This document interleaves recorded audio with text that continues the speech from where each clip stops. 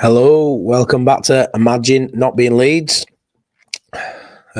Please smash a like on the video and subscribe if you're new here and you're not put off by the horrible Movember moustache that's going on at the minute. Alice hates it, but drives me even more to keep it on, which is quite fun. But yeah, look outside, it's snowing. It's beginning to look a lot like Christmas. Don't know if it's your thing in November, but it is in this house. We're starting to get a bit excited now. Kids are loving it. Christmas tree up this weekend, I think. That's a little bit late for me. What are you saying, Danny? Matty in the porn tash. Yeah, you know, mate. Smash a like and subscribe. Yes, please, Danny. Easy. Hey up, mate. Yeah, we'll get into stuff. So, yeah, so I've been thinking of doing this video for a few days now, and it's looking at, social media posts, the general feeling amongst fans. I've come up with sort of like 10 discussion points that I want to go through. There's obviously a lot more, like Easy says here. The biggest talking point is how the 49ers will recruit for the Premier League. Yeah, I agree. That's a massive talking point. Easy, I do, but I want to touch really on stuff going on now, really, in this season. But that's something we'll definitely discuss as we get towards the end of the year, and hopefully when we're in the Premier League in pre-season, we'll be talking about things like that. But yeah, I'm going to start. This is in no order, so the order might not make sense really, but are Leeds underachieving? Currently, are they underachieving?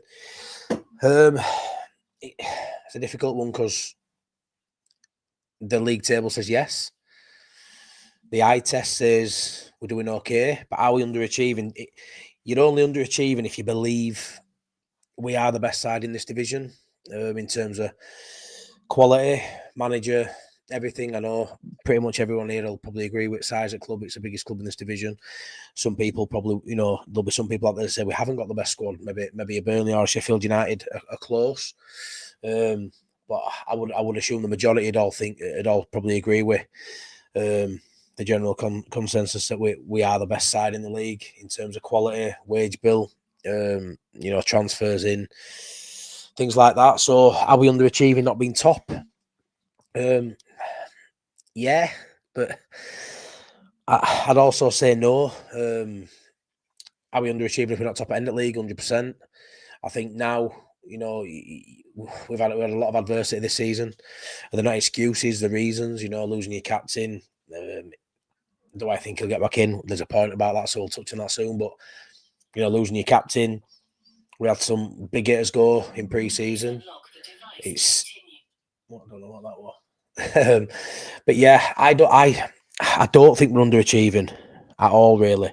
I think we're in the mix, which is where we want to be. I do think if we're not higher up in the top two come Christmas, if I had this list in maybe 6 weeks' time, if we're not in that top two, I would probably say yeah. But I think where we are right now, it's like a long distance race.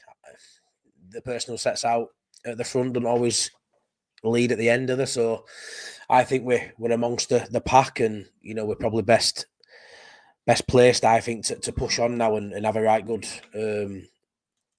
run, a bit like we did in January last season. I think it's going to come a little early. I expect us to go on that run starting now, really, and claw that gap to those top two, and then try and push on and create a gap ourselves.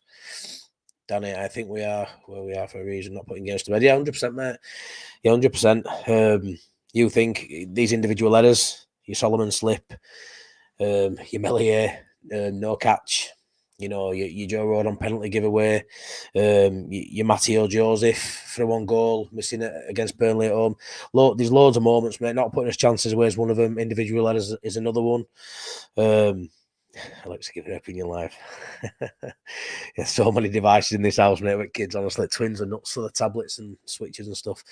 But yeah, I don't have a clue what that was. But yeah, we know we'd be in that top two if it weren't for the individual letters and the not putting us chances away. I've said on this channel many a time, the only team that can really stop Leeds doing anything good this year is Leeds. And so far, I've been proven right with that. I don't think it's down to other sides being better in the games we've played. I don't think it's down to sides in general, just been better than us this season. Yeah, there's two sides above us currently. And if it weren't for Sheffield United having their 2-point deduction, they'd be even further ahead, wouldn't they? Than what they are currently. But I do feel like we've done very Leedsy things so far this season that have meant we aren't top at tree when really we probably feel like we should be as a fan base. Easy says we will be promoted. Results are understandable due to Farke's philosophy on defence. In spite of this, we'll comfortably gain promotion. Yeah, I'm surprised you said that, Easy. I know your main issue, to be fair, has always been next year, hasn't it, in the Premier League? You don't think Farke's cut out for that, and I can't totally disagree with that. I think he deserves a shot. Just in life, if you do something, you're doing well at something. I think you deserve a crack at it, a fair crack at it. And if it takes us up, I think it'd be very harsh just to sack him based on what he's done in past. But I can't disagree. I do think we'll go up this season, and we'll touch on that later on. I think we'll go up comfortably, like you say, and then next season it's. I think he'll be on a short leash. I'll be honest. I don't think he's going to get. I don't think he'll get till Christmas. I think they'll start looking at it 6-8 games in, and they'll see how it feels. But like I say, I think they'll back him in summer, mate. I really do, and I think he'll do all right. I think if you offered Leeds 15th, 16th next season in Premier League, I think they'd take it. So I don't think they're expecting miracles from him, as long as he isn't in that bottom three after maybe 6 or 8 games. I think if they're outside bottom three and have had a good, good couple of results and performances look well and players look like they're fighting for him, I think he might do all right next season. But like I say, I don't think they'll be expecting miracles just to stay up in it. You take 17th now, as crap as that may seem. I don't expect us to go up and finish 9th like we did first season under Bielsa in Premier League. I don't see that happening. I'm pretty sure you'll all agree with that. But time will tell. He deserves a crack for me. I don't think he's too defensive. I think with players being out, you can't go gung ho to a play. Yeah, well, you've always said that, haven't you, Danny? You've always said that.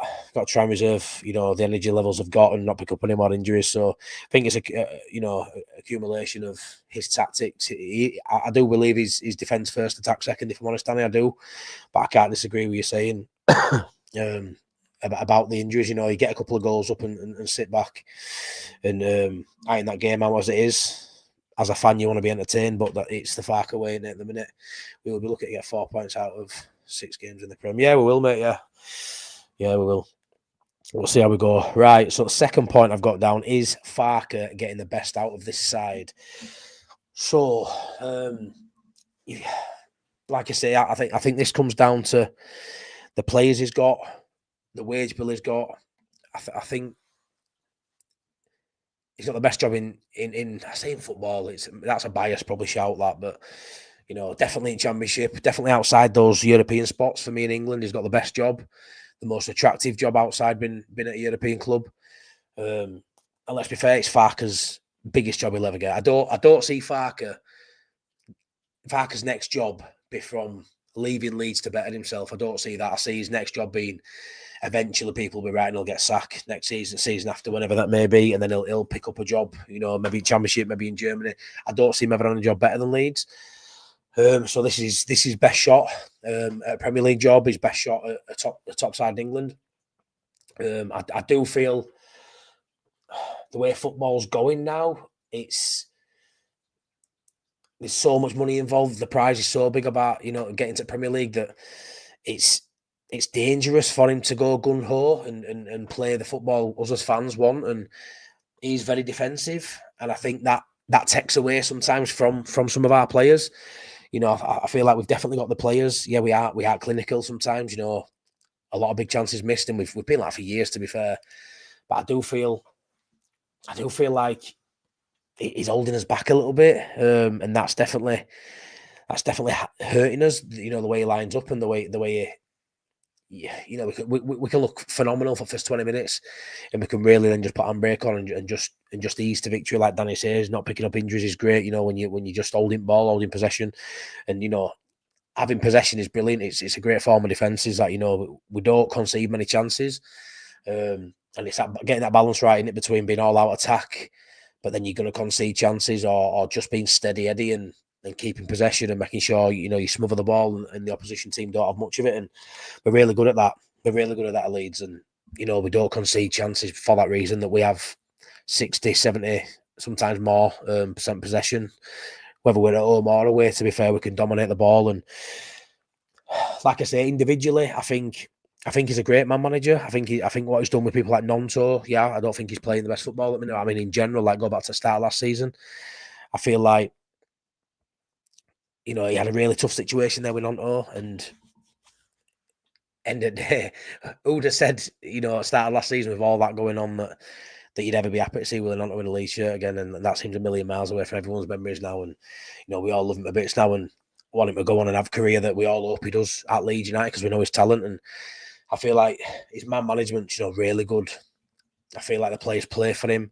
I just feel like if it wouldn't mean for Ampadu and Gruev getting injured, would still be too defensive. I feel like those injuries are sort of played his hand a little bit, and he's had to come out, and we play a better style of football now with having Rothwell and Tanaka in there. I mean, Tanaka, he plays that a defensive role really well, but we also know what he can do going forward. And Rothwell, he's just been outstanding for me. The way he carries ball and the way he progresses ball, and I feel like it's sort of, he didn't really have a choice. He couldn't get them two to do the same job Ampadu and Grove did. So I feel like with injuries and stuff, and Ramazani being out of the team, we haven't seen the best out of Solomon, which is a shame.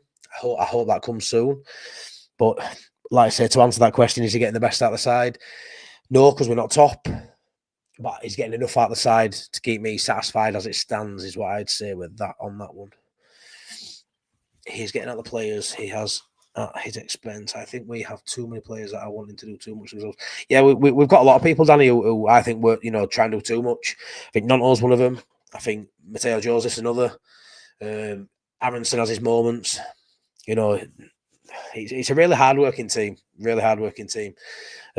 like I say, I think if you go mainly off of stats, you'd have to say he isn't getting enough out of the side because they're not top at league when they should be out there. But Sunderland have set the pace, and hopefully it's not another Ipswich. Can you fault Sunderland? No, they've done well with their resources. They haven't got a big budget. They haven't got star players. They haven't got parachute payments. They haven't got none of these things. They're doing really well. But you take them out, and there's only we're right up Sheffield United's arse out. We're above Burnley. So for me, we are just about where I'd expect us to be. To be honest, I didn't really expect us to be front and centre clear at this point. I expected us to be in and amongst it, whereas last season we weren't. This point last season we were way behind, and that might be more standard at league. And we really started really slow last season. We've had elements of poor games this season, but when you blend in the poor results with the poorer standard of the division, for me, it's kept us in touching distance. And like I say, you're only putting a couple of wins together, and you're top of league, aren't you? You and Sheffield United are right in that top two, then, which I expect to be the top two, which we'll touch on later. Wilco's Whites, hey mate, hope you're well. I still think we will have more ups than downs this season, and that will get us promoted. I'm not convinced of Farker in the Prem tactically. No, me too, mate. I hope you agree, Wilco's Whites, that he deserves a crack at it. Just in life, I think he should. If he does well, he should always be rewarded for that. I hope you agree with me on that point, that he should have a go, but I just feel like he'll be on a short leash. But yeah, hope you're doing well, buddy, anyway, mate. He is, because he likes to control the game. He won't change, so we just have to grind out the season. Boring but predictable scoring. And yeah, he's mate. It's weird, isn't it? Because when you're winning games and we call it boring, I don't know what that's based on. Is it based on being a Prem side, last few years before we got relegated again, obviously? Is it based on Bielsa? Because let's be fair, if we were winning games 2-0 and keeping 70% of ball 5 years ago, 6 years ago, 8 years ago, would have been absolutely buzzing with that. So I don't know what it is really, but yeah, it's definitely boring to watch at times, but I would rather us have the ball and move the ball around, even though sometimes it's slow and laboured. I would rather have the ball than being non-possession based side like we were under Jesse Marsh, where you're just chasing. I hated that sort of football, so I'm glad we've got the ball, and it's just the tempo for me. If we keep the tempo high, we tend to play 10 times better than we do when we slow it down. And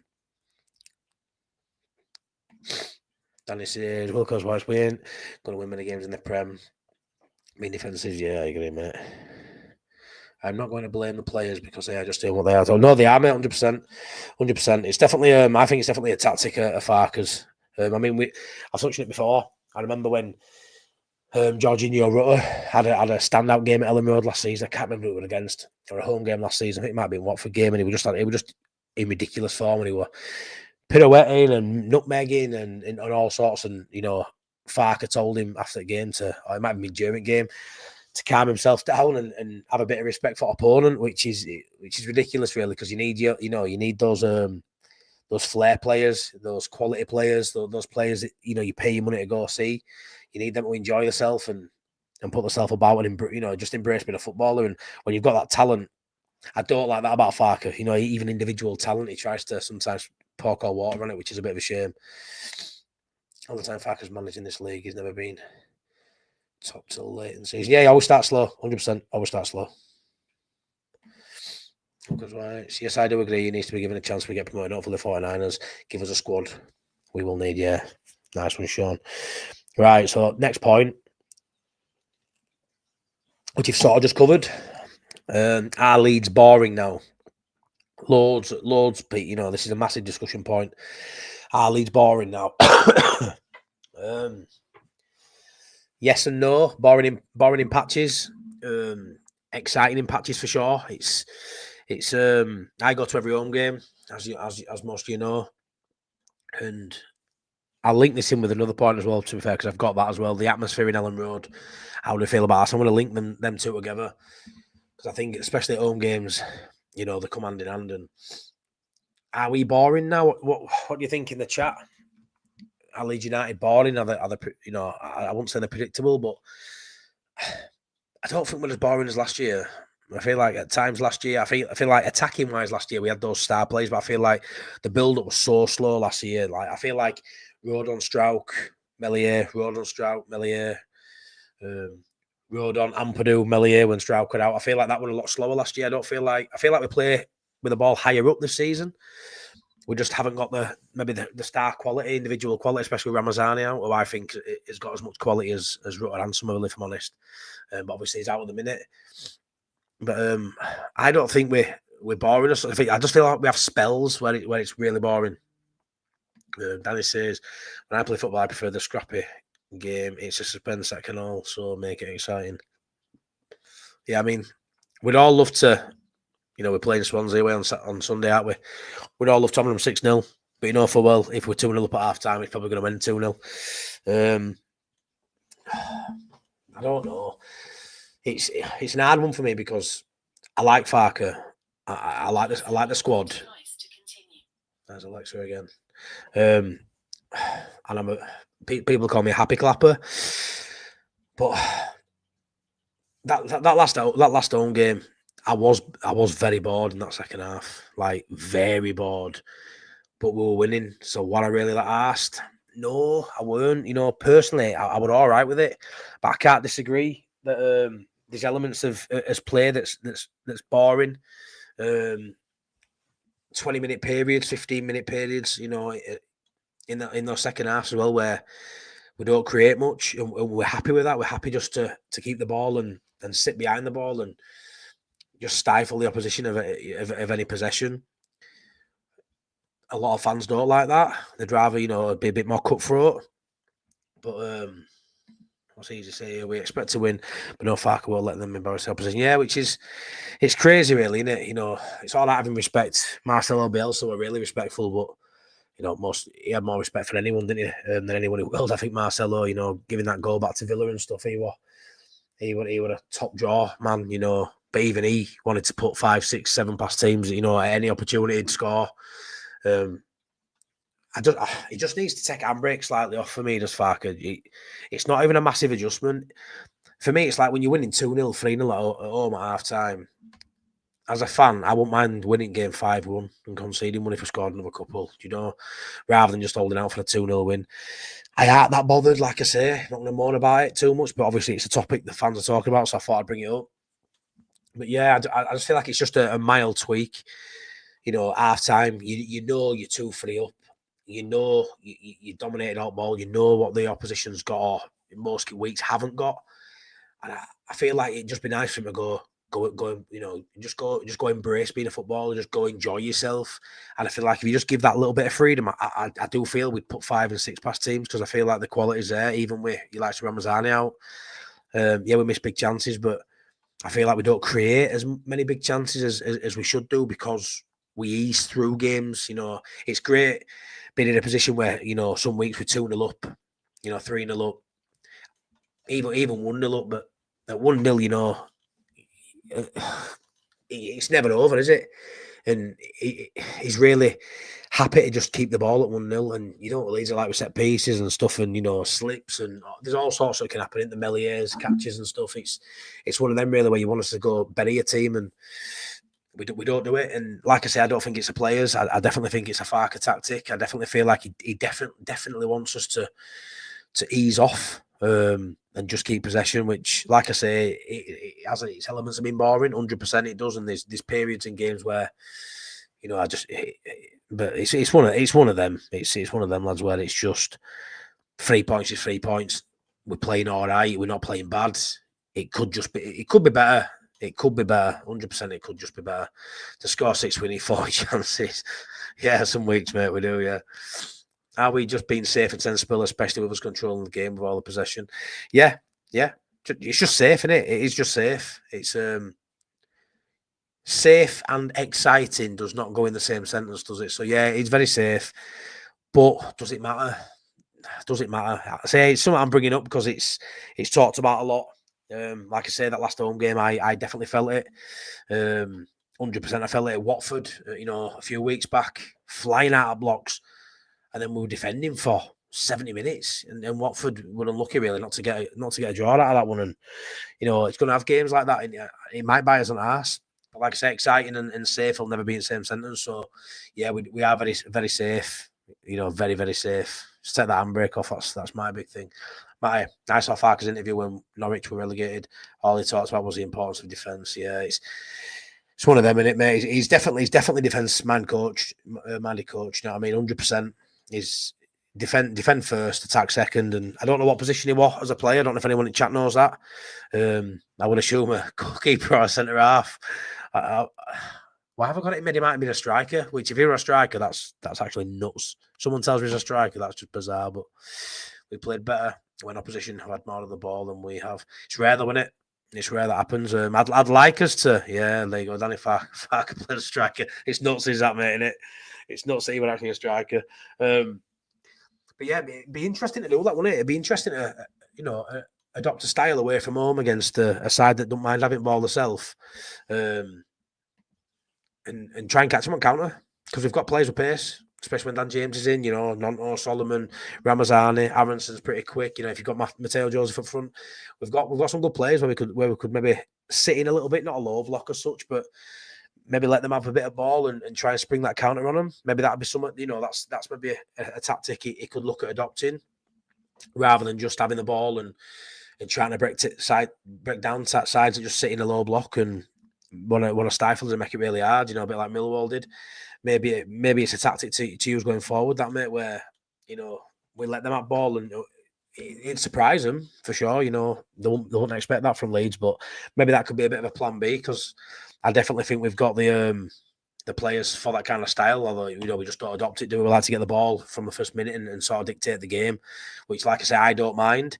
But yeah, this certain games where, you know, that could work. To be fair, a mid to low block and use the pace wingers. Yeah, it could, mate. 100%. Right then, who is the best side in the league, and is it us? So I've sort of touched on this with our Leeds underachieving, but I just want to bring it up because it's been a big talking point on a lot of YouTube channels. Joe Wayman had a bit of a heated discussion with Joe on one of his final words recently about you can't be the best side in the league when you're not top. Yeah, last one on that, mate. Yeah, 100% easy. Yeah, we'll talk about this all season, mate. 100%. Yeah, I was thinking that, mate. Swansea on Sunday, we could play that 100%, mate. They like a bit more. They always have done on Swansea. I don't think it matters who's the manager or what players they've got. It's like the Swansea DNA, isn't it? That they like to have the ball and they're very possession based. They have been for years. But yeah, moving on to who's the best side in the league. Interested to see what other people's opinions are. Do you go just off the league table? Do you go off the stats? If you do, it's Sunderland or Sheffield United based on the points won, because they would be top if it weren't for the points deduction. The joint top anyway, so you probably have to say Sheffield United based on stats. We are easily the best side in the Championship. The style doesn't suit the players. What do you mean by doesn't suit the players? Because they are getting wins and they are getting enough points, aren't they? Do you feel like the players look frustrated in this system? Would you say that? Easy. Would you say the players look frustrated in the system? Because, you know, it's something that if I were playing for Leeds, I'd definitely want to be given that freedom to play, which I don't think they get. So that's one of them where I'd have to agree with you on that. I'd have to agree. Although, like you've said and stated from the off, easy that they will get enough points to go up. But maybe that's that little bit that we're lacking, you know. Yeah, does it suit them? They can play that way. Are they happy about it? Probably not. All the Leeds Bros are live. We haven't really spoke today. It's the first day we've not spoken age and we've clashed. What are we doing? Top Banana, evening all. Our Leeds that way, MOT. Cheers, mate. Sunderland are the best team at the moment, but it's after 46 games that counts. Yeah. I just can't go along that concept, me, that you agree that anyone's better than Leeds in this league, even based on points, because it's Sunderland, we spanked them. When Melia catches that ball, we win that game. We joint top with Sheffield United, aren't we? So for me, we are the best side in the league. It's still only 15 games in, plenty of time to rectify that and get to top of league and create that gap, which I think is coming. But yeah, for me, just to bring that point up, I do think we are the best side in the league for many reasons. The quality, even the projected talent. When you look at some of the players, you know, the youth we've got, people like Ramazani, you know, early 20s. Nonto's only just turned 21. Mateo Joseph, you know, there's so many good players with such high ceilings in this league. And Pascal Strauch, what's he, 24, 23, 24? So some really, really good players in this side. And I just feel like when I look at those sides in and around us, I can't see many of their players getting in our starting 11 for sure. And I think most of our players would walk into every side in this division. I really do. I feel like I see, you know, side at week or side at month in Championship quite often, and I feel like it's just a Leeds thing. We don't get many players in there, but for me, all our players are walking every other side in the league. For me, I do believe that. Take, you know, a couple of people out, maybe there is some good players in this division, but we have by far the best side in this division. You know, and that goes on bench as well when everyone's fit. It's just we don't have many people many times in a season where everyone's fit. That's a problem for us.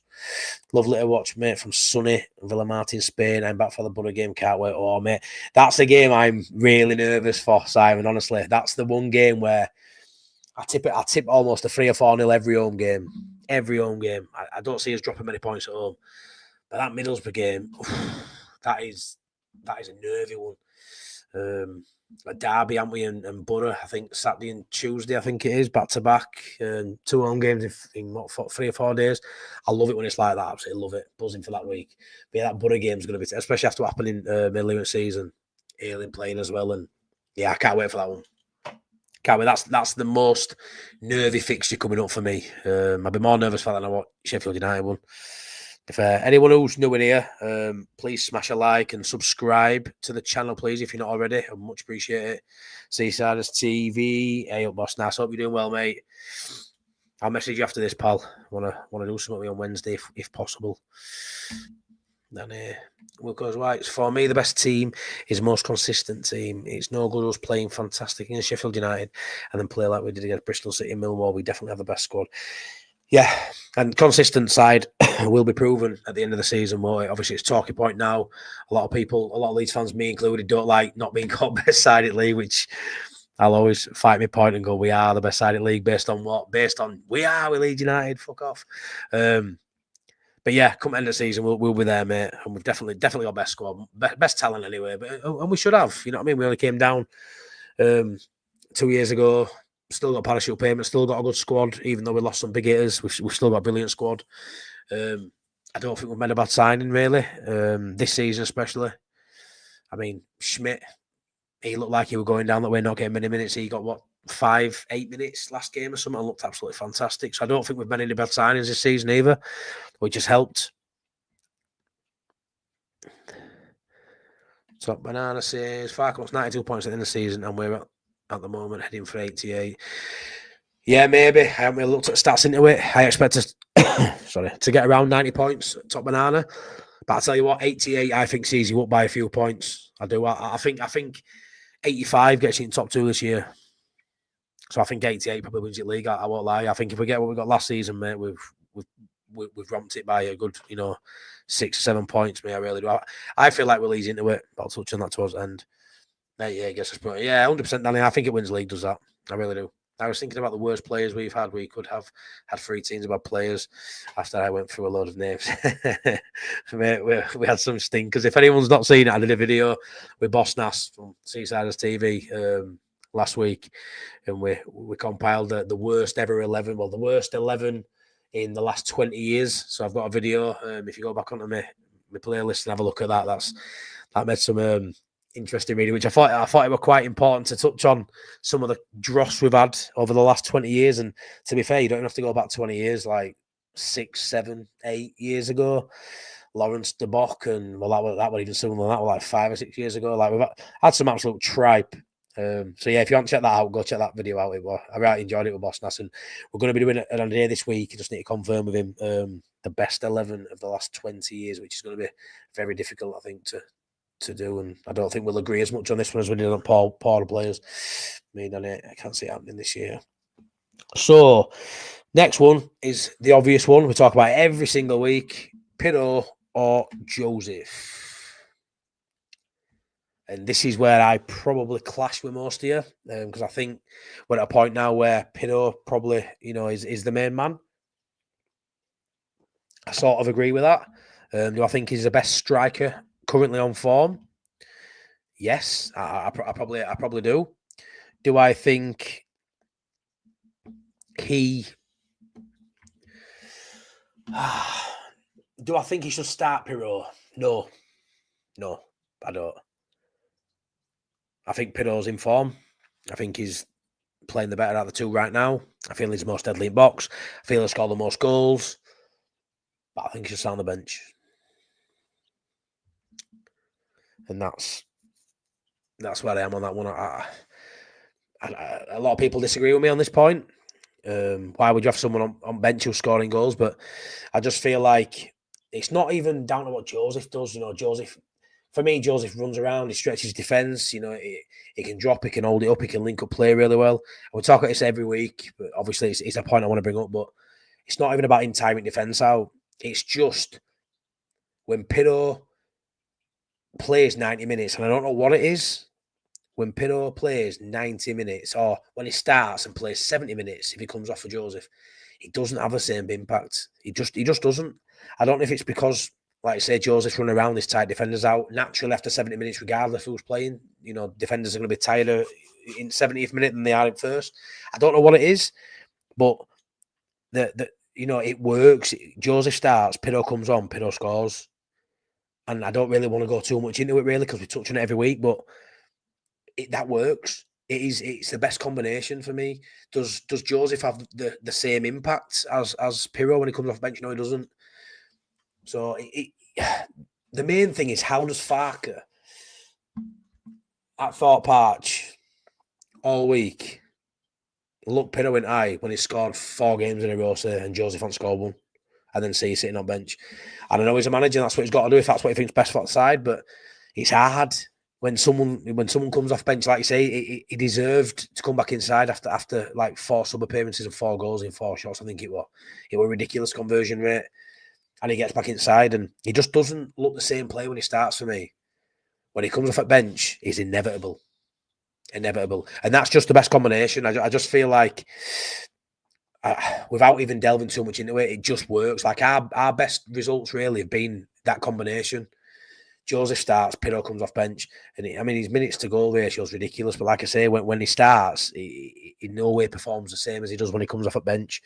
And like I say, coming on in 70th minute when you've got tired legs and you're a bit of a fox in box game stretch, we're usually leading towards end of game. Not every game. We've drawn, we've lost some, but we tend to be winning. Games become stretched. Other team needs to move out of it to get a goal, and there's just more space. And yeah, I just think it works. So I would rather go with that every week. But I know he sort of just keeps changing it, doesn't he? Like someone gets a run of maybe 4 games, 5 games, and then he switches it back. And I think he just needs to kind of stick with one. And regardless, like I say, if he goes with Joseph on Sunday and Pirro comes off bench and gets a goal, just keep it. Just keep it that way around for the next game. Do you know what I mean? Don't keep switching it. You find a formula that works, just stick with it. And for me, he's just changing a little bit too much. I think Joseph should start for me. Both for me, give Aronson a rest. Yeah, well, I've touched on this before. I've touched on, it's just how do you make them both work? You ain't going to play 4-4-2, and if he plays a 4-2-3-1, are you saying Pirro in 10? Because people will say, Pirro in 10 don't work. I think Pirro in 10's fine if it's for the last, remainder 15, 20 minutes of the game. I think in the 10 from the start, I just feel like we lack so much. We've touched on it before, me and all the Leeds bros, that I'd like to see Joseph just drop into 10. We let Pirro play at 9 because I think Joseph link-up plays really well. He presses really well like Aronson. I feel like Joseph won't be bad in 10, but it's something I don't think he'll ever try, to be honest. Pirro is a natural goal scorer. He needs to play. Yeah, I get it, mate. Everyone sort of says that to me. I'm probably a bit of an outlier on the one where I say Joseph to start. But I aren't really bothered. I won't look at team sheet and see Pirro start and think, oh, shit, I aren't really bothered. Where you might look at it easy and see Joseph starting and be a bit gutted, maybe. I don't know. Don't want to put words in your mouth, but I aren't bothered either way, if I'm honest. I just feel like that works better for me. But I can't disagree. He's a natural goal scorer. Pirro can be playing shite, but he's still a threat. He is. Like Joseph, if he has an off game, he hasn't been too much of a threat in front of goal. There's everything else he brings. So if he isn't bringing that, which is rare, he does put himself by. He doesn't tend to have poor games, Joseph. Sometimes he can have underwhelming games or not light it up, but he's never really poor. But yeah, for me, it's just my opinion, my preference, really. But I aren't really bothered, and I think it's a great discussion to have, and I think it's a great headache for Farke to have, if you can call it that.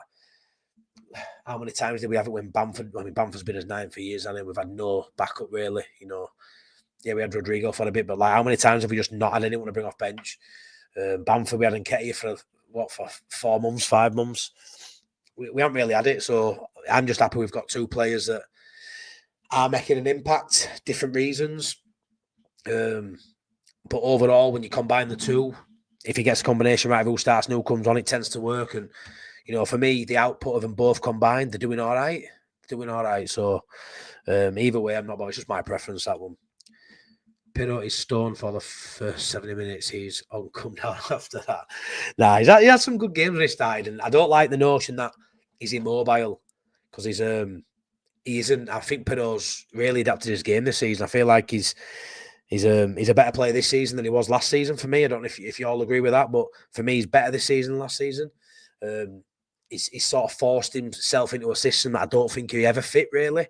And I feel like his finishing's always never been in doubt, really. So I think on merit, I can't deny he probably should be starting right now. But like I say, it's just my preference, man. To be honest, I can't be asked either way, Pirro or Joseph, just as long as it's not Bamford. Yes, yeah, 100%, mate. 100%. I can't. I don't want to see Bamford touch grass, mate. Yeah. I'm not critical of Joseph because, as I said, the style doesn't suit the players. Yeah, fair enough, buddy. Fair enough. Right, moving on to my next point. Does Ampadu / Gruev, do either of them get back into the side when fit? So obviously we know Ampadu will be back a lot sooner than Gruev.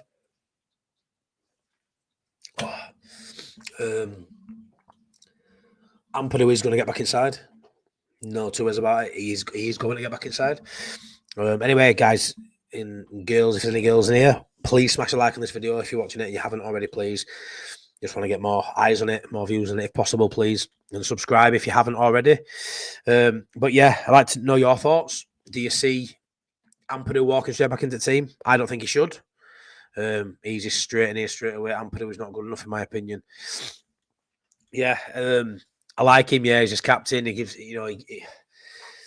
I can't disagree though. Comparing to what we've got now, he ain't better than Rothwell and Tanaka for me. He ain't. This is going to be a negative on Farker for me because I just don't see. I mean, do you agree, Easy, that you think Farker will bottle it and he'll come back in? I'm not saying immediately. I feel like after a couple of sub appearances, I feel like he'll get him in there, and it's going to be. It needs to work. I feel like the fans will let him know if it's too passive, too laboured, too slowed down, because you know what you get from Rothwell. Let's be fair. If he's going to drop any of them, it will be Rothwell. He'll drop. He's a lone player. He's the one who'll probably kick up the least fuss. But he's the one that gets us going at the minute. He drags us up that field. And when you compare Ampadu with Rothwell, people will say Ampadu's a better player. And I can't say I fully disagree with them. Two different kinds of players. Has Ampadu got a high ceiling? Yeah, potentially. But for what Leeds United need, who's better in this system, Rothwell or Ampadu? I'd have to say Rothwell, mate. I'd have to say Rothwell. And I think Danny's at nail on head there. Gruev played better than Amstead for me this season, yeah. Yeah. And I feel like Gruev's really passive. Gruev's very safe. Very steady Eddie, safe player is Gruev. But I feel this season Gruev was better than Ampadu before they both got injured. But I definitely don't see Gruev getting back inside, Danny. I don't. And that's obviously with bearing in mind that you expect nobody else to get injured, which I don't see happening. I feel like there'll be other injuries in there. Every time he's had a tough decision to make, Farker, there seems to be an injury to help his decision making out, and he's never really had many headaches. Like he's got the Joseph and the Pido, and now, like we say, which is a bit of a discussion point and a headache. But when it comes to Ampadu, I just feel like he ain't got the bottle, not to bring him back in. Take the captain bit of it out. Farker picked him because of his defensive play. Exactly. And what does Farker prefer? Defence over attack. So, yeah, I think he comes back in. And I think it's Rothwell who drops out. One of my mates who messaged me on Facebook quite a lot, got good opinions. Callum, he mentioned about would he bring him in and try and force it into like a 4-3-3 formation to get him in without dropping anyone from that midfield. But then you'd be sacrificing Aronson from that attacking mid row, which I just don't think he'd change formation for that, to be fair. I just don't. I just feel like he'll just switch Rothwell and for Ampadu, and I just feel like you'll see such a negative downturn in performance. I really do. I just feel like it'll be. It's just not in the best interest for me to bring Ampadu back inside. I think it's a really good point by Danny. We talk about this all the time, Danny. Me and all the Leeds bros who are in. Big up, mate. Hey up, Mike. Hey up, Dylan. Apparently, we've clashed tonight. We haven't spoke today for the first time since we've known each other. We haven't spoken. We've ended up clashing, which is a fucking nightmare. So I do apologise. I didn't realise you were live. You didn't realise I were live. Anyway, anyone who's in here, go check out all the Leeds bros as well after this and give them some love. But yeah, going back to our point, I think Amps is a better centre-back than a midfielder. I do. Other people might agree.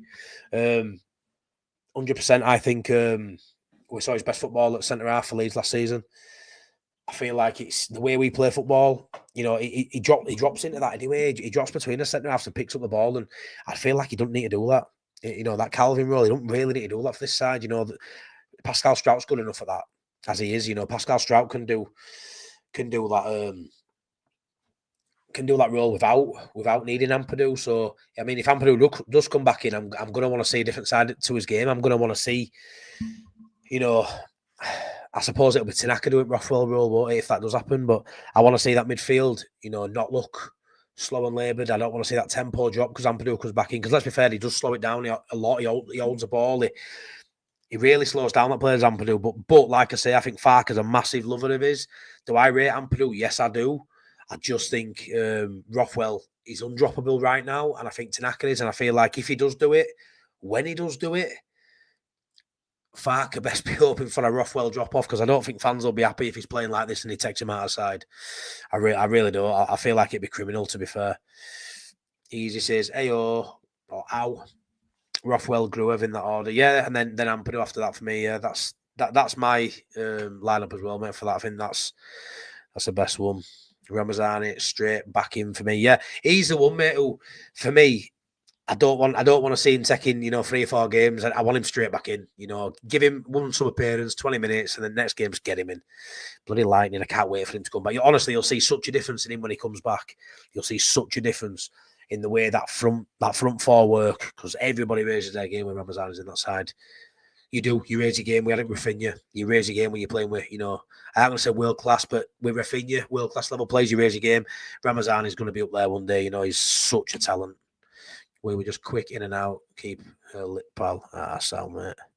Sound, I'll check it out later on. Ampadu is not a midfielder. Honestly, he's nail on head, mate. He ain't.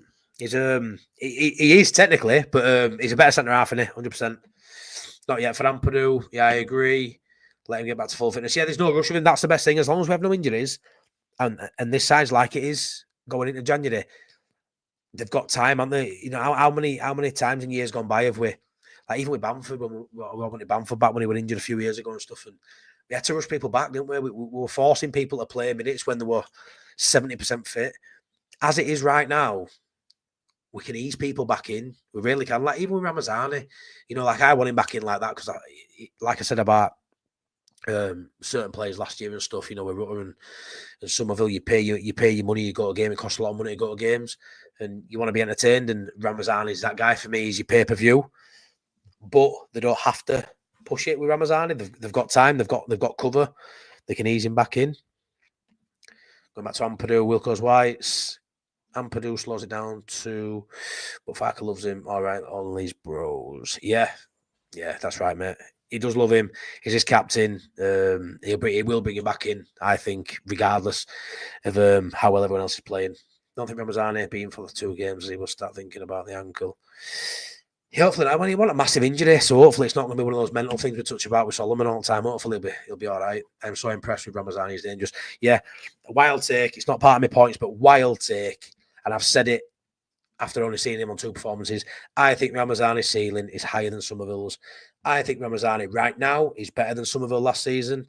Call me a twat, say I'm deluded. I aren't bothered. I think he's a better player than Somerville, 100%. And I'm not going to say anything bad about Somerville. He was our star man last year. He got us points in games where we weren't going to get points. Cutting, predictable. They still couldn't stop him. I think Ramazani, pound for pound, is better than Somerville. And everybody said in pre-season, you cannot replace Somerville with one man. You can't do it because to replace a £30 million Somerville, you've got to spend that again, haven't you, or more to guarantee that player. And we've gone and done it for a snip. Like, he is better than Somerville all around. Left foot, right foot. He can go out wide and cut in. He can play left, right, middle. He's got it all. He's got it all. Tick on those likes. Only one not. Yeah, please. Cheers, Top Banana, mate. Appreciate that. Please get the likes on this video, please. I'm doing my best. This fat lad waffling on with his awful moustache. Matty, who would you start from? We've just gone over that, Dillo. That one of my points, mate. Pido or Joseph. Joseph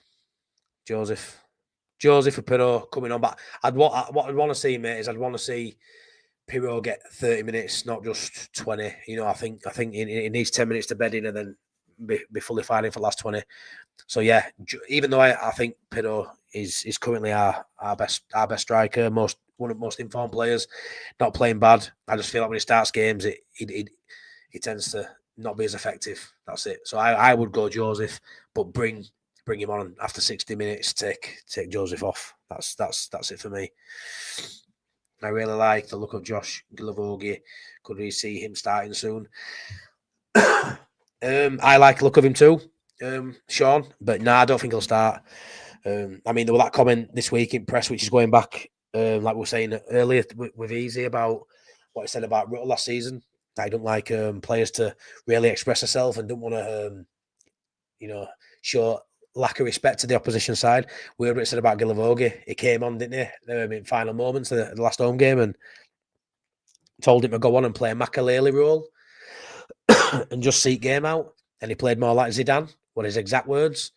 And he didn't like it. And he's going to have words with him this week in training, which I thought were nuts. I think he lost ball in our half and they went through, but he came to nothing. So, yeah, but I think that's really, really mental to sort of dampen someone's expressive qualities on a pitch. Like, I feel like, yeah, he's a really defensive player. He's Gilavogi, and he can play that role, but he plays with a smile on his face. He loves the game. He expresses himself. I don't want Farke to take that away from him in the minutes he gets. But no, I don't feel like he'll start Gilavogi, mate. I think he's just solely there for cover. And I feel like once Ampadu's back, and maybe whoever you might not even see him at all. But the thing about Gilavogi is set pieces, corners, defending them, attacking them. Massive asset, and our set pieces are poor, and they have been for years, and he'd be a massive asset to get more minutes. But I just don't see it, mate. Not unless there's an injury. If there's an injury, yeah, I do. But no, I just don't see it. I just feel like he's not going to change Rothwell and Tanaka. It's one of them, mate, where 3 games in 7 days, you'd like to see him rotate more. I feel like he's got the squad to rotate. So for me, when you've got 3 games in, like when we've got Derby and Borough at home, back-to-back games, you just start him in one of them. Do I think he will? No, I don't. I can see Gilavogi starting against Swansea. I can't, Danny. I can't. Nah, no chance. Not saying he shouldn't. Not saying he can't do it, but he just won't. Nah, Pirou. Yeah, no, I agree, mate. I think Pirou will start. I think he will start on Sunday. It's just my opinion is it works better all the way around. And I'm a massive Joseph lover. I think he's got a high ceiling. I'm maybe not as hot on him as I once was. I actually said at the beginning of the season I think he'll get 20 goals, and I don't think I was deluded in saying that. I think after pre-season, most people thought he's going to start for us. Leeds are going to go up. Our striker will get 20 goals. He probably will, but it'll be Pirou. He'll get the 20 goals. Best striker we've got isn't old enough to play yet. Harry Gray. Yeah, I do think he will get much game time, just like Schmidt will. Not because they're not good enough, but because Farke thinks they're too attack-minded. Yeah, maybe, mate. Yeah. Well, Schmidt, we've all thought about a fullback, didn't we? And it looks like he's more of a winger. But I thought that might play to his advantage, really, because I thought if he's a fullback, but he can play wing, he's going to be a defensive fullback. Yeah, he came on and looked very attacking, didn't he? So, yeah, he likes who he likes, and he ain't scared of putting people's nose out. We see it with Cresswell. We saw it with Cantwell at Norwich. He ain't too bad. If he don't like someone or not, he ain't happy what they're doing, they'll take him out of the team. He don't roll no punches. I know, mate, it's a belter, isn't it? Proper awful patchy ginger moustache, but yeah, I'm going to leave it till the end of November. Yes, my up, Callum. Callum in the house.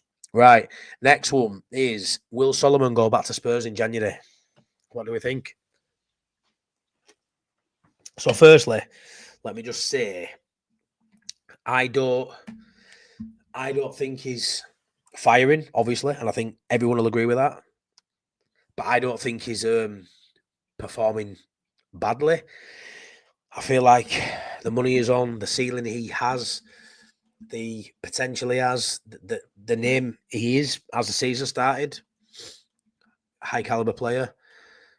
Before the ball's kicked in Championship, biggest name in Championship potentially. I don't think that's ridiculous to say. Definitely one of them. Definitely in top 5 players in terms of name, stature. Yeah, it's not like he's been in Premier League for years and years, but smashed it at Fulham. Gets his move to Tottenham. He was playing for Tottenham before he got that bad injury. So I don't think it's ridiculous to say on paper, which he's not playing on paper. I get that, but top signing. Injuries have hampered his start. He hadn't had a run of games as that starting winger, which we all thought he would be. We didn't know what we were going to get from Ramazani. It's totally flipped now. I mean, I think Solomon's now just a bench option.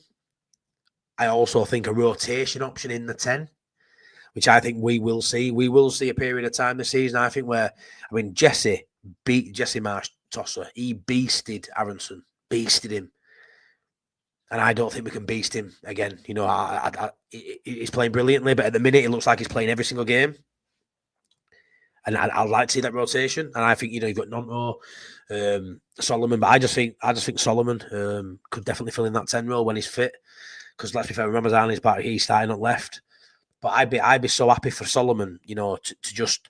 Let's be fair, we kept Jay Dante all season last year. And he were getting no minutes hardly. He would have been happy, with minutes he were getting.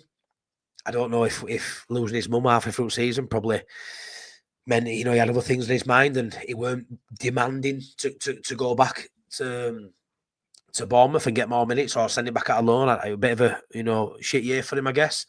Maybe we'll just there were bigger things in his will going on. He was just happy just to play minutes he were getting. Maybe, I don't know.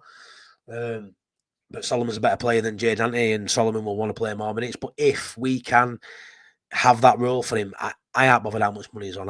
It's not my money. I couldn't give a shit. I ain't bothered if he's on 100 grand a week, 50 grand a week. It doesn't bother me. So for me, if we can keep him on bench playing 20 minutes, 25 minutes a game, rotating with Aronson in 10, I'm buzzing with that. I mean, easy to put there, send Solomon back, get someone young and fearless. I get that, but we've got young players, we've got fearless players, fully fit. He don't get inside anyway, does he? Off at bench, are you going to get a better option than Solomon? I don't think so, mate. I don't. He already knows system. He's been training now, they're months now. He's been here months. What's point starting again in January? For me, it's all whether Tottenham are happy with minutes and whether Solomon's happy. When it gets to January, is he playing enough minutes for him? Hopefully, he's happy with playing 20, 25 minutes a game. Because, like I say, you're not going to get anyone better for me for that role. No, I don't think it's in his contract that we can send him back, and I think it will cost us like it did Spurs player we had. Yeah, Jed Spence. Dylan says, no, I have not, but he needs to step up and start grinding. Yeah, Dylan. What can are you drinking? I'm drinking a lime Pepsi Max.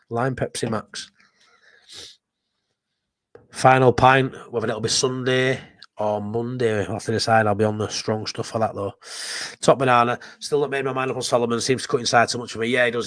He's not my profile of winger. I prefer, like I say, Ramazani. I prefer people who can go left and right, that can go down wing, that can cut in. And I mean, we saw that against Hull when he set Joseph up. He went down and whipped it in with his left foot, so he's got it in his game. I don't know what it is, but he cuts inside way too much for me. Like, I thought he'd up the touchline, and for me, even if he does receive it wide, he always cuts back in with that right foot. I don't like that. It makes him predictable. Where Ramazani keeps you guessing, keeps that right back guessing all the time as Ramazani, and obviously I'm comparing him to Ramazani. Hence why people are saying that he probably ain't worth keeping around, Gaff. But for me, if he's used as a bench option, if we can solidify that as his role till the end of the season, I don't know why I think you're wild to say send him back if he's going to be a bench option. Solomon has experience in this league and what you want near the end of the season. Yeah, exactly, mate. So did Somerville, yeah. He's like Bamford ineffective. Mate, he's better than Bamford. He's seeing grass anyway, so that already makes him better than Bamford. Yeah, so next question. Do we need to strengthen in January? Do you think we will strengthen in January? So,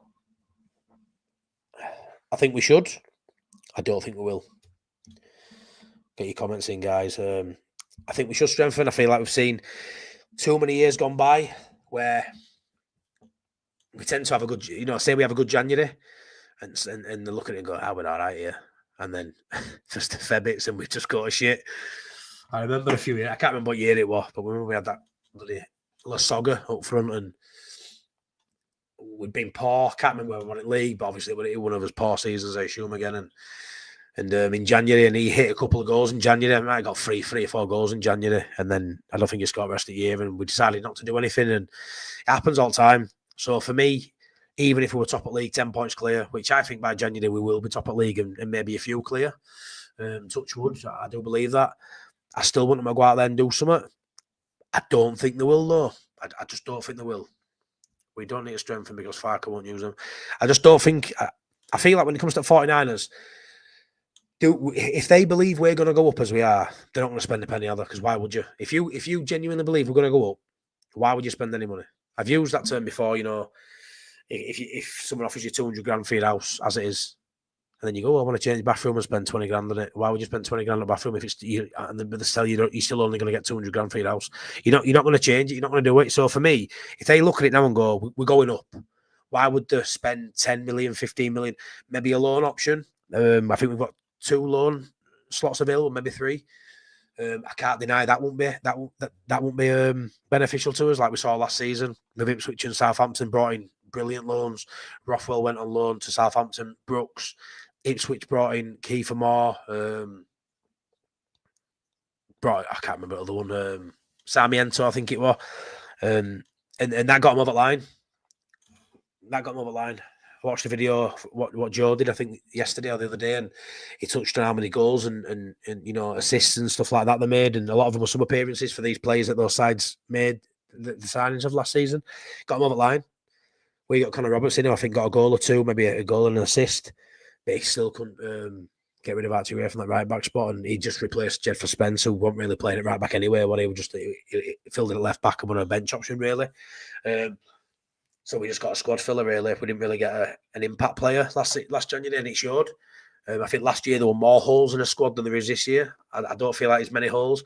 I feel like Melier, a third striker, a 10. But I think these are all positions that get addressed in summer. I don't think we have Melier next season. I don't think Aronson starts as a 10 in Premier League. So I think straight away, goalkeeper and 10 are vital next season. I think a striker's vital next season too, because I don't think Pinno's good enough at Prem. I don't think Joseph will make that step up next season anyway. And Bamford will be gone, I would assume, in summer. So like I say, next season there's loads of talking about stuff. But right now in January, what positions do I think they should look at? It all depends who goes. I mean, if Bamford wanted to go in January and someone came in for him and say we'll let him go, we'd have to get a third choice. I think Joffrey's the only one who'll leave, if I'm honest. I think Geldart leaves on loan.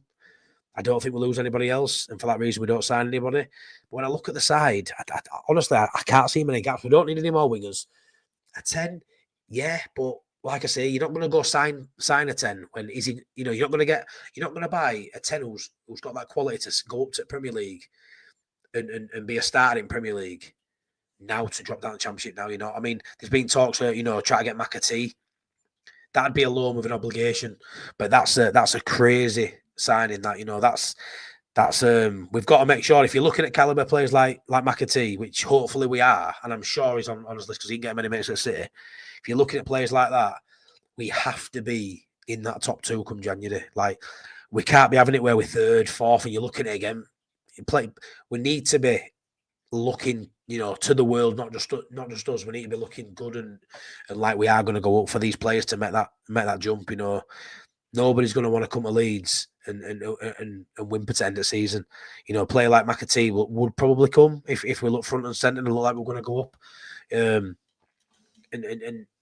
try and get him on an obligation for next season. That'd be brilliant.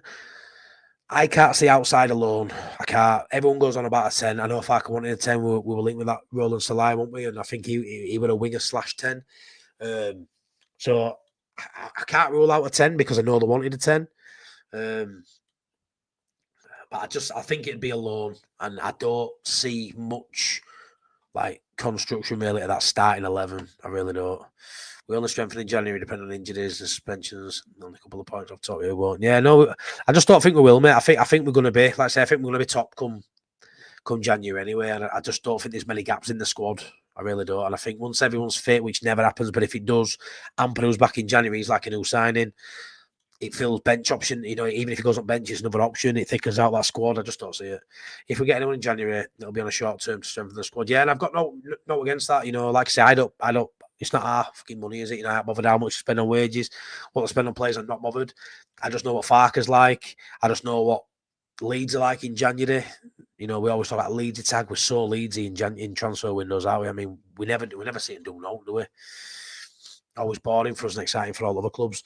Plus, why spend on players we might not? Yeah, well, that's the thing. You see, like, who you're gonna get who's good enough now and good enough in Prem, like. Anyone who's worth a salt who's going to be a top player for us in Premier League, or you'd hope to be. Yeah, you've got Ramazani who come, but like I just don't see a top level player who's going to be a starter for us in Prem drop down in January to help us get promoted. I just don't see it unless it's a loan player. I'm not too sure. I don't think we get a goalkeeper in Prem. Oh, I do, mate. I think we get a goalkeeper. In Prem, 100%. There's loads of candidates as well. Like I genuinely think we go up, and that's the one position like we can't not strengthen for me. Like that needs to be a priority. We don't need one now. Emilia's totally fine till end of season. Yeah, his stats aren't great, but we'll be fine till end of season. But oh my god, Danny, when we go up, that needs sorting. I am 100% behind the 49ers. They've got everything right so far. I think they'll get next season right too. Yeah, me too, mate. Me too. Danny, that's what only short term or loan. Yeah. I think a loan or two would be good to keep the squad fresh, push to the line depending on the position we are in the table come Jan. Yeah. Yeah. I can't disagree, mate. A couple of loans won't be a bad thing at all. But like I said, they'll be massive on Alexa. There'll be wow. They'll be massive on personalities as well, not just the quality of the player. You know, you don't want to bring in a bad apple and upset the apple cart. If things are going well, I just don't think they'll change it. Like I say, we saw last season with Southampton and Ipswich. Leicester didn't do no business, but they didn't need to. They were well clear. But yeah, if you get the additions right, it can just get you over the line. And we've seen in previous years, you know, when we haven't done anything and we've been close, it's let us down. But yeah, I just feel like there's not many gaps in this side this year. But yeah, I would like a 10 on loan. If I had to hang me out on it, I'd like a 10 on loan. I don't think we need much more than that this season. It will cost us 50 mil striker for us to get. I think we've got some really good scouting network, me, Danny. Like I say, look at Ramazani. I feel like there's some really good talent out there for fairly cheap. I saw Connor speaking today about some guy from Sweden. Can't remember his name. 10 goals in 12. Looking good for a German Bundesliga 2 side. There's plenty of gems out there. It's just, you know, taking that chance on them, innit, really, and hoping they can hit the ground running. But you usually get them for small fees, so it's not as much of a risk, really. Alexa chipping in tonight with her views. She's a good asset to the live. Yeah, honestly, I know what's going on with it. It's never happened before. But yeah, Alexa's going nuts. We'll be top in January, so pointless upsetting the squad. Yeah, easy. Yeah, we'd agree more tonight than we usually do, buddy. Yeah, 100%. I think we will be. So the last point I've got, the 10th point of the video, is simply, will Leeds get promotion this year? And the answer is yes, and we will finish top of the tree. I've seen a lot of people say, not bothered about winning league, don't matter, I want second. But if I'm honest, I want to win league. I don't want to finish second. I don't want someone else to lift that trophy. I want us to have that moment again. You know, we didn't get that moment as fans with COVID. Not as it should have been anyway. I want that this year. I like the players. I like the squad. I like the manager. I like we have games like we say we touched on earlier about being boring and you know really annoy us at times. But it's a really good group we've got, and I want to share that moment with them. You know, I want to get promoted. I want to be in stadium. I want to do parade. I want to see it all as it should be. What we got robbed of with COVID. And do I think this side would win the league if these are players we had last season with sides that were in it? Maybe not. This season, the league is of a lower standard for me. Burnley, Sheffield United are all right, but are they as good as your Leicesters and your Southamptons? Probably not. Obviously, Sunderland being the outlier as it stands, but I do believe. I hope Sunderland do well. I'd love Sunderland to come up with us. To be fair, if I had to pick one to come up with Leeds, I just feel like that's a very young squad. We're not much depth, but the interesting thing about January is the clubs that are up there are going to attract the play. I mean, who would have thought Ipswich at the beginning of the season would have got Kiefer Moore on loan? They wouldn't have done because everyone's expecting Ipswich to be struggling, but then they're up there. So if Sunderland can maintain that and be up there, you know, they will talk to Jordan Henderson going in January, which sounds bizarre. I wouldn't be asked if he went anyway, but that could galvanise them. That could be that extra man, that bit of quality, that leader that gets them over the line. You just don't know. So it's imperative that we are in and amongst it for that reason. If we do choose to dip into market, but yeah, I fully expect us to go up as champions, whether we bring in 2 or 3 players, bring in no players, regardless of what anybody else does. Joe made a brilliant point on one of Joe's final words recently where he says, because I obviously said, you know, people moaning about the similarities from this season to last season, and they're worried about it. Yeah, the similarities I'd take, because if we get 90 points, we go up, and he agreed with that. But he also agreed that where we are right now, with the points we've got, you know, we're all right with a point better off, I think, than we were this time last season. We only achieve that points total again if we go on a 13-match like unbeaten run or a 8-9 wins in a row, you know, clean sheets every week. And we haven't strung. I don't think we've won 3 in a row this season. stand me if I'm corrected, but I'm pretty sure we haven't won 3 in a row. We've gone unbeaten for more than 3 games, yeah, but we haven't strung 3 wins together in a row yet. So that's a worry. As away form's a worry. I'm not saying everything's perfect. Do I think we'll win league? Yes. Do I think we're best side? Yes. Do I, trust in Farker right now? Yes. Do I have my concerns? 100% I do. The away form is a massive worry. And like I say, when you're not winning away from home and you're picking up these draws and you're struggling to break sides down, you're not going to go on these winning runs because you're going to play away from home every other week or every third week, and you're coming unstuck against your Millwalls and your Bristol. So that is a worry. I can't deny that. That is definitely my biggest concern is putting a run together that looks even close to that last season. But I ultimately think we'll be on roughly the same points as last season. Hence why I think we'll go up with a bit of a gap, because I think 90 points will do us by quite a few. So I do think that run will come. But, maybe it'll be with Ramazani coming back. Maybe it'll be in January when Amphill comes back and that squad stick. I don't know. But I do envisage that run coming. But at the minute, with his away form, something needs to change with that. And I think maybe it just needs to be, maybe away from home, let the other side of the ball a little bit more and maybe try and catch him on counter. What I will say is, last season, it got stressful towards the end. When we clawed us. I mean, beginning of the season to midpoint, I don't think we were that. I say we're not concerned. We were concerned because we were cut adrift, but we weren't that pressured every week because we were trying to claw a gap back that seemed impossible. So we'd sort of resound ourselves to playoffs well early, to be fair, and then we clawed it back like we did, and then obviously it just fell off a cliff with your QPRs and your Blackburns at home, and it was awful. Whereas I just don't feel stressed this year. I don't feel like stress at all. I just feel like we're just going through emotions. We'll literally just methodically go through win, draw, odd loss, win. But it's quite boring this, and we'll just go through it and just methodically we'll get through games and we'll go on these runs. And I just feel like we'll have enough. I mean, we're only 3 weeks ago. Sheffield United lost back-to-back games, and now all of a sudden they won 3 in a row and the best thing again. But they lost back-to-back games. We battered them at home, made them look poor. Sunderland, we hammered in general play. We just, and we got a draw at Stadium of Light, which should be one of the hardest away games of the season. They sat top of the tree for a reason. So I think there's plenty to be hopeful for. Burnley, yeah, we lost at home, but everyone saw how well we played in that game in comparison to them. They're very poor. I mean, their chance creation, I think they're like 19th, 20th in league, and they're supposed to be this top side. And yeah, it's crazy. It's crazy. I'm not worried at all. Our run starts January, like I've said. Bamford starts. Honestly, you just try to reel me in every single stream, you, Danny. Danny's adamant that Bamford starts in January. Adamant. Come on, chat. Tell him he's talking bollocks. Tell him, Danny, you don't know ball. He ain't starting in January. I know you got a lot right, mate, but he ain't starting in January.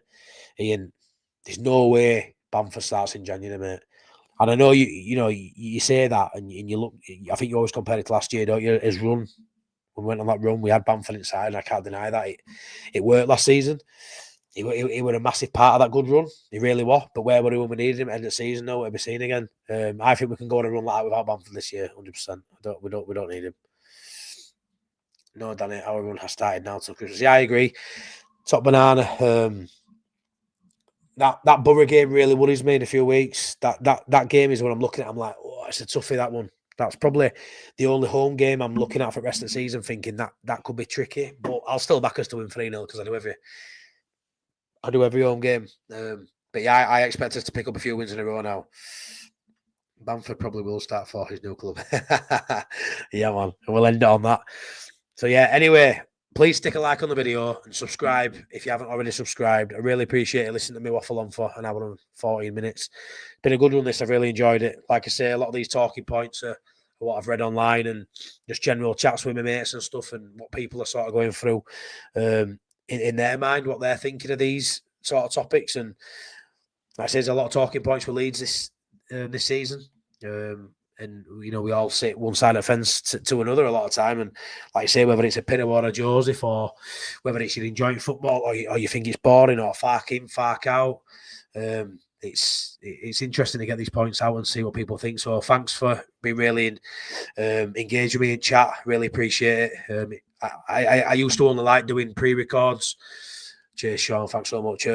But now I love doing live just because I engage from chat. I absolutely love it. It's mint, and I've always got a good group in here, really respectful group. So I appreciate it.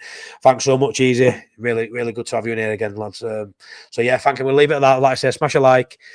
Please subscribe to the channel if you're not already subscribed, and keep an eye out. I'll be putting some out hopefully next couple of days. With Boss Nass, like we say, we're going to do a best 11 of the last 20 years, and like I say, I have got the worst 11 of the last 20 years. If you go back on YouTube and look in my previous videos, yeah, I have to see what you think to that one. Matt, are you doing score prediction or leaving it till through the week? To be fair, Danny, what's your score prediction? You can tell me if you want, mate. I'm intrigued because we normally do score predictions after the final pint, don't we? Should I say? And we aren't doing a final pint until after the game now. So yeah, I'm gonna go with a 2-0 win for Leeds away at Swansea. See if that changes when it comes to the press conference. If Ramazan is starting, it's going to be 10-0. 10-0. Yeah, I'm going to go 2-0. 2-0 Leeds. What's yours? 2-1. How did I know you were going to say 2-1? Anyone else before I go? I'm interested to see what predictions are actually for Swansea, because they're a bit of a weird side, Swansea. On the day, they can be half decent, but then, you know, they're also... I've looked at the side today. I did a bit of research on them, and they don't really faze me, to be fair. Scrappy game. Yeah, maybe 3-0 win. I'm loving this. 4-0. Ooh, look at that, 3 and 4. If it were at home, that's exactly what I'd be saying, lads. But because it's away, easy 3-0 as well. You really think he's going to score 2 and then go, let's go for another? I'm going to go 2-0, me. But yeah, anyways, guys, thanks so much for tuning in. It's been mint.